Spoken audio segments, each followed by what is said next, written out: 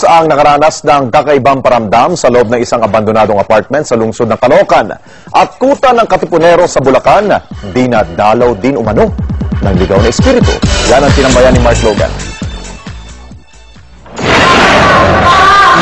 98% ang nakuha nila sa kanilang film class sa UE Caloocan, kapalit ng kakaibang experience na naranasan nila nang mag-shoot sila ng short film sa loob nitong abandonadong apartment.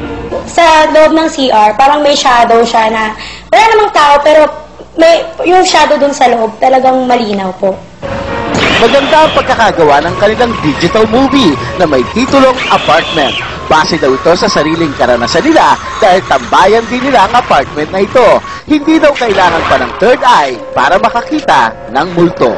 Alam niyo pa nakatakip yung mata ko? Kasi nakikita ko yung nakatira dyan eh. Ang ancestral house na ito ang ginamit umanong kuta ng tropa ni General Gregorio del Pilar. Pero bago pa man namin maidokumento ang kwento ng kababalaghan dito, hindi pa man nagsisimula yung shoot namin dito sa bahay na ito ay nag-brown out na.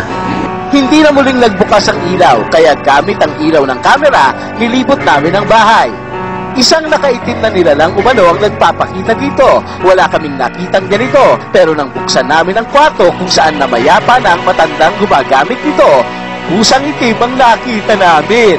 Itinuloy namin ang shoot. Yung usok pong yan ay dahil sa chain smoker ang cameraman ko. Pero paano mo paliliwanag ang paru-parong kasunod nito? Mark Logan, patrol ng Pilipino. Takot ka? Nakakatawa. Patapos na po ang undas, 52 days na lamang naman, Pasko na.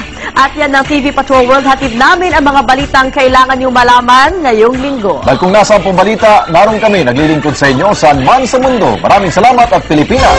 Kumasaya.